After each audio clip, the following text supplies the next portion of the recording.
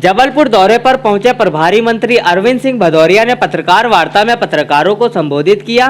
अरविंद सिंह भदौरिया का कहना है कि प्रदेश सरकार द्वारा कोरोना वायरस संक्रमण को देखते हुए पूरे इंतजाम किए जा रहे हैं। वहीं इस पत्रकारों के सवालों के जवाब देते हुए अरविंद सिंह भदौरिया ने कहा कि जबलपुर में ऑक्सीजन की कमी किसी भी प्रकार से नहीं होने दी जाएगी।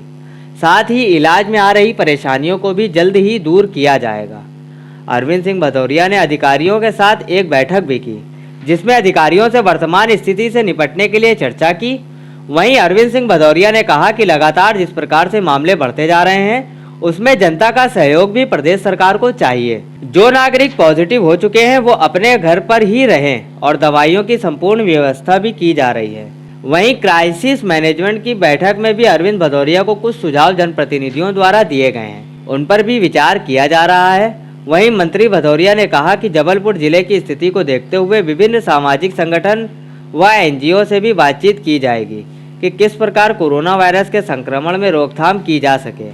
वहीं कोरोना कंट्रोल रूम द्वारा मरीजों को व्यापक मदद मिलने की बात भी प्रभारी मंत्री अरविंद सिंह भदौरिया ने की। वहीं पत्रकार के सवाल पर संबंधित अधिकारी जो कि कोरोना वायरस संक्रमण में ड्यूटी कर रहे हैं वो फ़ोन नहीं उठाते हैं, आप रियलिटी चेक करके देख लें। इस पर अरविंद सिंह भदौरिया ने कहा कि वो जीतू पटवारी नहीं है। आप सबको विदित है, पूरी दुनिया को विदित है, यह जो कोरोना की महामारी कोई जबलपुर में अकेले नहीं है, मध्य प्रदेश में नहीं है, पूरे भारत से लेकर पूरी दुनिया में ये महामारी का प्रकोप जारी है।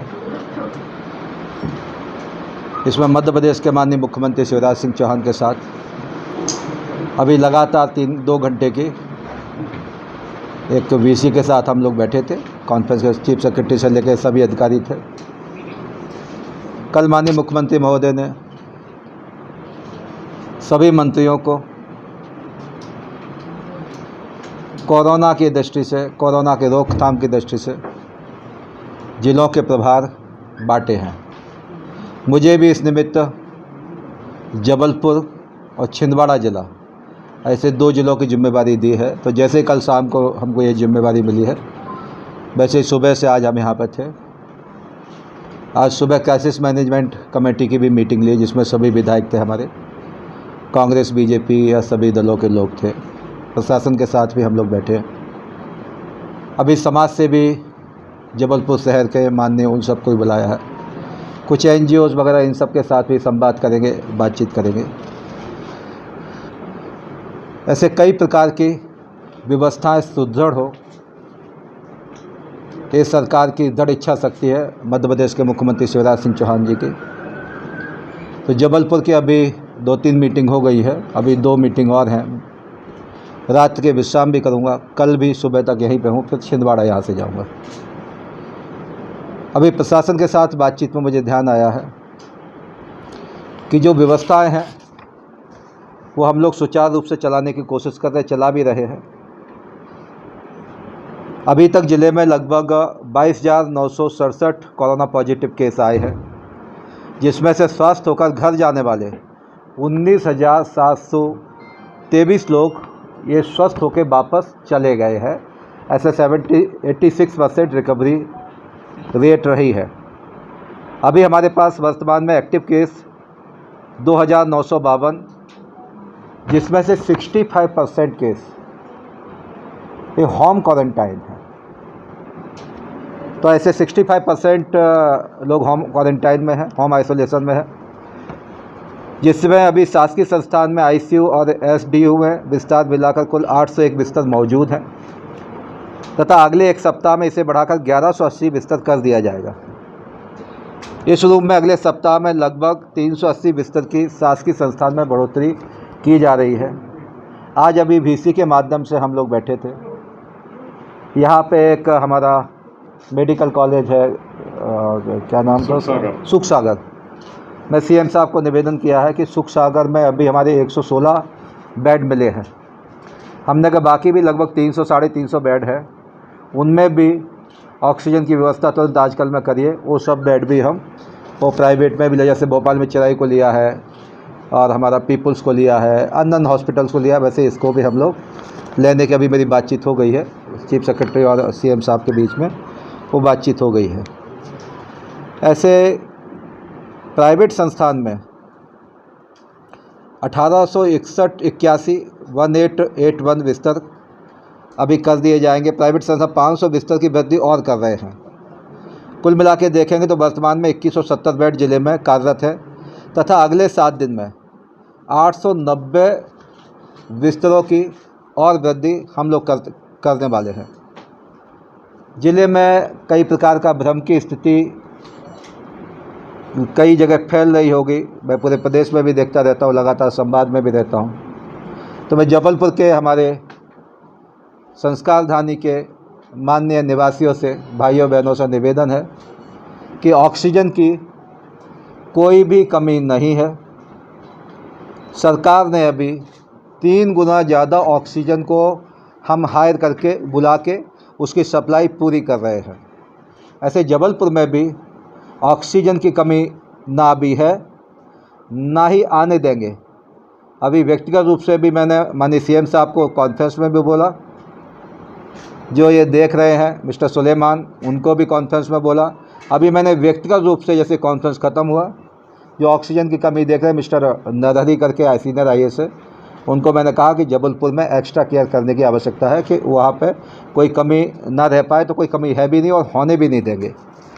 इसी प्रकार से जो इंजेक्शन का बार बार ये विषय आ रहा है, इंजेक्शन के लिए भी अभी करीब मुझे लगता है कि सरकारी हॉस्पिटल्स में पर्याप्त है, प्राइवेट में भी व्यवस्था हो जाए। इसलिए मैं अभी MLAs के साथ सबके साथ बैठा था, तो यहाँ के सभी अपने विधायकों ने बड़ा अच्छा पॉजिटिविटी में बातचीत की है।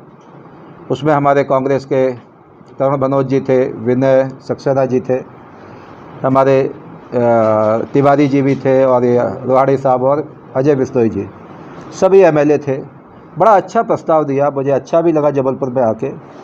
उन्होंने कहा कि आप लोग कहेंगे तो विधायक निधि से हम पैसा देके 10,000 इंजेक्शन की व्यवस्था परसों तक हो जाएगी। ऐसा विनय सक्सेना जी जो MLA है कांग्रेस के, उन्होंने किसी से बातचीत करके दिल्ली वगैरह में की है कि ऐसे 10,000 अपने को इंजेक्शन तुरंत मिलने की स्थिति में है। तो मैं अभी CM साहब को निवेदन किया कि हमारे यहाँ पैसा कहा। उन्होंने कहा कोई ज़रूरत नहीं है, हम पूरा पैसा देंगे, कोई दिक्कत नहीं है, आप बुला लीजिए। तो मैं अभी इस मीटिंग के बाद फिर उनको बुला के हमारे कलेक्टर और प्रशासन के अधिकारी इन सब के साथ मीटिंग करके वो व्यवस्थाएं भी तत्काल में 100% उसको पूरी कर देंगे। बाकी सिस्टम में आई रही, हम सब चिंता का कोई विषय नहीं है। ऐसे ज़िले में 35 फीवर क्लिनिक संचालित हो रहे हैं, जहां प्रत्येक दिन 2200 से लेकर 2400 लोगों को कोरोना टेस्ट किया जा रहा है। इस प्रकार से हम जो होम क्वारंटाइन है, जो आइसोलेशन में है, 400 से 500 प्रतिदिन उनके फ़ोन आते हैं। हमारे जो लोग बैठे उसमें वो भी 400-500 लोगों से लगातार बात करते रहते हैं। उनकी आवश्यकता क्या है, उनको ज़रूरतें क्या है, किस प्रकार से उनकी ज़रूरतों को पूरा किया जा सकता है। ऐसे लगातार निरंतर संवाद की प्रक्रिया में हमारे प्रशासन के अधिकारी, हमारे स्वास्थ्य सेवाओं के अधिकारी लगातार उसमें लगे हुए हैं। कोरोना की जो वैक्सीन लगना है, लगभग 20,000 से 25,000 लोगों को प्रत्येक दिन हम कोरोना की वैक्सीन लगाते हैं। अभी तक हमारे जबलपुर ज़िले में 180 सेंटरों के टीकाकरण में 3,45,000 लोगों को टीका लग चुका है। तो बाकी लोगों को भी और अति शीघ्र गति से वो टीका सब लगे, ऐसा प्रयास लगातार हमारे प्रशासन का चल रहा है। और इसके लिए जो अवेयरनेस है, इसके लिए जो संवाद है, इसके लिए बातचीत के होने के तरीके वो सब कर रहे हैं। मेरा विनम्र प्रार्थना है मेरे जबलपुर के भाइयों बहनों से, आप निश्चिंत होकर रहिए। निश्चिंत कोरोना से नहीं रहिए, कोरोना से डरिए। कोरोना से सोशल डिस्टेंसिंग के माध्यम से आप अपने को सुरक्षित रखिए, मास्क लगा के ही रखिए, हाथ बार बार सैनिटाइज भी करिए, उसको धुलिए भी, और स्वयं अनुशासित थोड़ा करना पड़ेगा। इसलिए हम विभिन्न प्रकार के NGO से भी बातचीत करने वाले हैं, सामाजिक संस्थाओं के लोग, उनसे भी बातचीत करने वाले हैं। आज शाम के हमारे संघ के लोगों से भी बातचीत करने वाले हैं। संघ का हमारा संगठन सेवा भारती के लोगों से भी हम बातचीत करने वाले, संवाद करने वाले हैं। हम NCC, NSS इन सब के लोगों से भी बातचीत करने वाले हैं। हम पार्षदों से भी बातचीत करने वाले हैं। समाज के विभिन्न आयाम में जो लोग काम करते हैं उन सब से संवाद करने वाले हैं। उन सब से निवेदन ये करने वाले हैं कि आप जो है ना, ये कोई हम लॉकडाउन करना, ये सब करना, ये सरकार की मंशा भी नहीं है। इससे गरीब आदमी को भी नुकसान होता है। दूसरा, इससे जो है ना शासन को भी क्षति है, गरीब आदमी को जो 2 जून की रोटी रोजी कमाते हैं उनका भी नुकसान होता है। इसलिए मैं विनम्र प्रार्थना भी करूंगा कि स्वयं अनुशासित होकर इस चैन को तोड़ना पड़ेगा, क्योंकि जिस गति से चल रहा है पूरे मध्य प्रदेश नहीं पूरे देश में, आज मध्य प्रदेश 7वें स्थान पर पूरे देश में, महाराष्ट्र 1-2 ऐसे कर देखेंगे तो, लेकिन हमको मध्य प्रदेश, देश के बाद मध्य प्रदेश की भी हमको चिंता है। तो जिस गति से चल रहा है तो उन सबको ऑक्सीजन उपलब्ध कराना, इंजेक्शन उपलब्ध कराना, दवाई उपलब्ध कराना, इन सब का काट सबसे अच्छा कौन सा है कि इसका काट है कि सेल्फ कर्फ्यू लगाए, कोरोना कर्फ्यू लगाए, सेल्फ अपने अनुशासित होके। मैं कहता हूँ आप 5-7 दिन अपने घर पर रहिए, आवश्यकता की जो ज़रूरतें के सामान है वो उसके लिए निकलना तो निकलिए, या वहाँ पे भी कहीं उपलब्ध कराना, वो भी हम प्रशासन के साथ बातचीत करते हैं कि सब्जी वगैरह दूध भी दे, किसी को दिक्कत ना हो। वो व्यवस्थाओं के साथ साथ स्वयं अनुशासित होकर थोड़ा 7 दिन के क्वारंटाइन में जाएंगे, 7 दिन अपने घर पे रहेंगे तो 100% ये चैन टूटेगी, और टूटने के कारण जो है ना इस पर कंट्रोल किया जा सकता है। यही आज पहली बार आना हुआ, लगातार हम इसमें कंटिन्यूस यहाँ आवागमन करेंगे, लगातार हम संवाद करेंगे, केवल एक्चुअल बातचीत करेंगे, क्योंकि सोशल डिस्टेंसिंग उन सब के भी साथ करना है, तो कई बार हम वर्चुअल भी उन सब से बातचीत करेंगे। तो यहाँ के जनप्रतिनिधियों से भी मेरी विनम्र प्रार्थना है, चाहे पार्षद से लेके चाहे MLA हो, चाहे सांसद हो, बाकी लोगों से भी, वो भी एक सोशल मीडिया के माध्यम से विनम्र अपील करें, क्योंकि धर्म युद्ध जैसा युद्ध होता है उससे भी ज़्यादा खतरनाक संकट आज की स्थिति में पूरी दुनिया में है, हिंदुस्तान में और प्रदेश में भी है।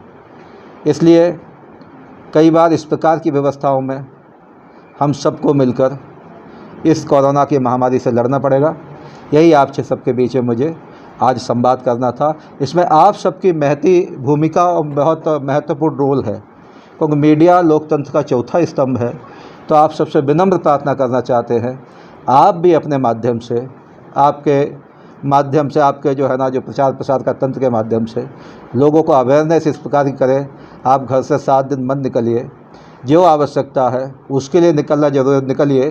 कॉलोनी में जो है ना, कई बार कॉलोनी, जैसे भोपाल में मैं अभी बैठक किया था अपनी कॉलोनी की, बाकी लोगों में बातचीत किए थे और भी जगह बातचीत किए थे भाई। जैसे 100 घर है कॉलोनी में, अब 4-5 लोग कई सामान लेके पूरी कॉलोनी को जो है ना लेके उनकी पूर्ति करते रहे, फिर क्रम में दूसरे लोग करते रहे, तो इससे इस चैन को तोड़ना आवश्यक है। यही आप सबके बीच में मुझे संवाद का। प्रशासन जो है ना, प्रशासन पर भरोसा रखिए, प्रशासन पर विश्वास रखिए, क्योंकि कई पुलिस के लोग भी मैं देखता हूँ प्रदेश में, ये भी हमारे लोग बड़े ताकत से मुस्तैदी से खड़े रहते हैं। डॉक्टरों के साथ साथ कई पुलिस के लोगों की मृत्यु भी हुई है। तो मानवीय संवेदनाओं की दृष्टि से भी, चाहे हमारे पुलिस डिपार्टमेंट हो, चाहे हमारा एडमिनिस्ट्रेशन का डिपार्टमेंट हो या स्वास्थ्य का डिपार्टमेंट हो, उन पे आक्रोशित मत होइए। कई बार मैं कहता हूँ कि एकदम उन पर गुस्सा करेगा, आज उनके कारण हम सब जो है ना चिंता कर रहे हैं, वो भी मनुष्य है। अभी इंदौर में एक दीपक सिंह करके यंग, अभी 22-23-24 साल का, वो ख़त्म हुए। ऐसे कई लोग, स्वास्थ्य सेवाओं के लोग भी ख़त्म हुए। इस महामारी के संकट काल में हम सब मिलजुल के लड़े और इससे निजात पाए, यही हमारी प्रार्थना थी। मंत्री जी, विकसित करने की बात की है, बड़ी संख्या में जबलपुर की अगर हम बात करते हैं तो यहाँ पर मुनाफाखोरी, खानाबर्दारी के केस होके रहिए, आप निश्चिंत होके रहिए। मैं कुछ चीज़ें अभी आपके सामने नहीं बोलूँगा, लेकिन मैं करूँगा ज़रूर। मैं अभी प्रशासन के साथ मीटिंग करने वाला हूँ। कोई भी, किसी भी पार्टी का, कितना भी प्रभावशाली, कितना भी जिसको कहते हैं कि मतलब रुतबे वाला हो, किसी को छोड़ा नहीं जाएगा। आप निश्चिंत होकर रहिए, जो भी गड़बड़ियाँ करेगा उस पर कार्रवाई सुनिश्चित करूँगा ही। आप 100%। प्राइवेट हॉस्पिटल में जो मनमाना पैसा ये इन्होंने पहले प्रश्न किया था। प्राइवेट हॉस्पिटल में पैसा मांगा जा रहा है मनमाना, लोग परेशान हैं। दूसरा वो भी बातचीत आई है जब हम सब लोग MLAs वगैरह के साथ बैठे थे, ये विषय आया है। उस विषय में वे भी निर्देश भी देंगे और उस विषय पे हम कार्रवाई भी करेंगे। कुछ हॉस्पिटल्स पे भी देखेंगे अगर इस प्रकार की वसूली करेंगे, क्योंकि ये लाशों पे आप सौदागरी मत करिए, उनको भी कहेंगे और उन पे एक्शन भी करेंगे। अभी जो धर्म संकट कई बार क्या रहता है कि धर्म संकट ये रहता है कि अभी इनके हॉस्पिटल बंद किए मानो, तो अभी हमारी प्रायोरिटी क्या है जनता के प्राणों की रक्षा करना, लेकिन हम दूसरे विकल्प तलाशेंगे। जो कालाबाजारी इस प्रकार का अवैध वसूली करेंगे उनके खिलाफ एक्शन करेंगे, उनका बंद भी करेंगे। जबलपुर में हम इनका उपयोग कर सकते हैं। आपका बहुत अच्छा सुझाव है आपका। मैं माननीय मुख्यमंत्री जी के माध्यम से देश के रक्षा मंत्री जी को भी निवेदन करूंगा, आजकल में इस पर हम लोग संवाद कर लेंगे। ऐसा और के मित्रों से भी विनम्र प्रार्थना करना चाहता हूं, संकट काल में हम सब साथ खड़े रहें। आपकी समस्याएं कुछ होंगी, उनका समाधान करने के लिए भी ये सरकार दृढ़ संकल्पित है। लेकिन अभी तो संकट काल है, संकट काल में भी उनको प्रार्थना करना चाहता हूँ, निवेदन करना चाहता हूँ। आप मानवता के नाते काम भी करते हैं, लगातार जो है ना डॉक्टर्स लोग लगे भी है, कैजुअलिटी भी हो रही उनकी, तो उनको प्रार्थना करना चाहता हूँ, आपकी जो भी जुनैन मांगे हैं वो हम पूर्ण करेंगे, लेकिन इस संकट काल में खड़े रहें, इसमें कोई इस प्रकार की बात ना करें। जरूरत पड़ेगी तो मैं व्यक्तिगत रूप से भी, जो जूडा के अध्यक्ष होंगे, बाकी लोग होंगे, प्रशासन के साथ भी संवाद करके उनका समाधान करेंगे। सबसे बड़ी बात ये हो रही कि जो 8 दिन में, जैसे विक्टोरिया की बात करें या मेडिकल कॉलेज की बात करें, जहाँ पे भी सैंपलिंग हो रही है कोरोना की, 8 दिन हो जाते हैं, लोगों को टेस्ट बड़ा अच्छा आपने प्रश्न किया है। अभी ये सीएम की वीसी में, सीएम साहब की वीसी में भी विषय आया है, तो उस पर ये विचार कर रहे हैं जिसकी सैंपलिंग हो वो जो है ना, मानो पॉजिटिव हुए, 4 दिन तक घूम ही रहा, 2 दिन तक घूम ही रहा, मानो 24 घंटे में रिपोर्ट आ रही है, 25 घंटे में, 36 घंटे में, तो उनसे भी मैं आपके माध्यम से विनम्र प्रार्थना करना चाहता हूँ कि जैसे ही आपको एहसास हो रहा है, आपका जो है ना, आपने रिपोर्ट वो दिया है, ब्लड दिया है, तुरंत अपने घर में आप रहिए, जब तक आपकी रिपोर्ट ना आ जाए तब तक बाहर मत निकलिए। इसके लिए आज सीएम साहब ने अभी निर्देश किया है, आपका बहुत जायज़ उसकी बातचीत अभी कर लेंगे, उनकी चिंता कर लें। और जो आपने कहा वो ठीक कह रहे हैं, पहले क्या था कि पहले थोड़ा हल्का सा होता, अभी तो एकदम तेज़ गति से बढ़ा है, तो उस घर को भी आइडेंटिफाइड करेंगे, वहाँ पे भी जो है ना वेरिगेटिंग करेंगे, वहाँ की व्यवस्थाएं भी संचालित करेंगे।